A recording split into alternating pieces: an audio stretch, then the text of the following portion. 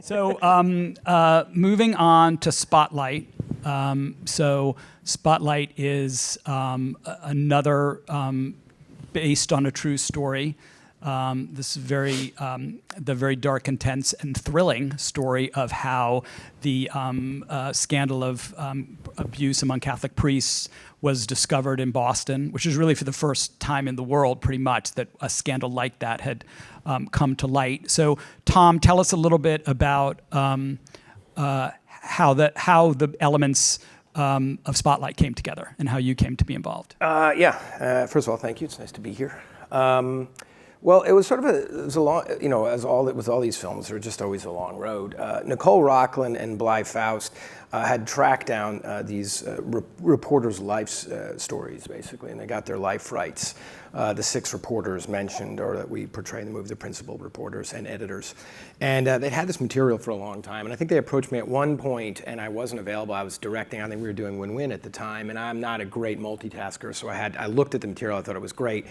But I deferred. I said, you should go get someone who can dive into this. And they went away for a year. I finished the movie, and they came back. And at that point, they had teamed, I think, smartly with Anonymous Content with Steve Golan and Michael Sugar, who brought, I think, more experience and some muscle to getting the project off the ground. And we all sat down, and they repitched me. Nicole personally flew to New York to kind of repitch me the idea. And I thought, how could I ever say no to this? I must have been very busy. And I immediately said yes. And I was still writing on something else, so I said, I'm going to try something new, which is bring on a writer, and the team was all up for that, and we started meeting a lot of writers, and eventually found Josh Singer, who was a young writer who had just finished writing The Fifth Estate, spent time in Boston. Josh and I connected, and that was kind of it. Josh and I went to work for like the next year and a half, 2 years, and just getting the script to a place we felt very comfortable before we kind of secured a deal with the studio. We also had participants on who we had made The Visitor with. They were on with us at that point early on, Jonathan King and his company, and a great group. But then we went away, Josh and I. We got the script to a place, and we started to look towards production. We teamed up with Open Road at that point. And then we brought Michael on right about then, who Michael and I had just collaborated on The Cobbler and just had a really fruitful, and I just thought a really good collaboration. I said, this guy can help us, get going. And Michael set to several budgets, which, if you well know in this room, those budgets start grand and then continue to diminish. And we had to be very creative. And it was, as a director, I can tell you, it's very difficult, because you're like, when am I just giving up my vision? When am I giving it up? And when am I collaborating on that vision with financial, limitations and challenges? And it's a very tricky thing. It can really play with your mind. And at that point, you really need good producers, good collaborators, because you can start feeling very defensive, not just about your work, but about the film that you care so much about, and the true story we were telling. And we basically got it to a point where we were kind of at a break point where, with all these amazing people involved, the movie still fell apart almost 2 or 3 times, I think, right? We thought we were dead, and it was amazing, because we had all these great people who wanted to make the movie, but it's just, you guys all know, the economics right now for original storytelling is so challenging that we couldn't get it there, and our window was closing, so that was the big problem.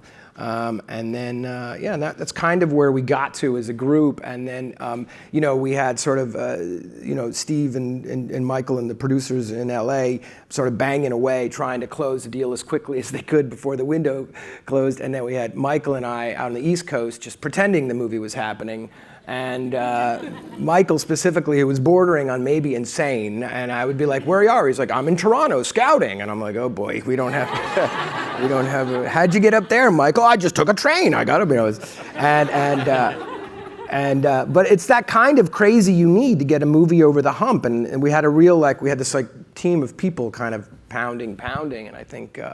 In fact, it was Michael who pushed me on this idea that the movie's about Boston. It's set in Boston, the city of Boston. It features very prominently in the story. And he said, "Let's have coffee. I have another plan." And I said, "All right, we had coffee." He said, "Don't kill me. What if we split our time between Boston and Toronto?"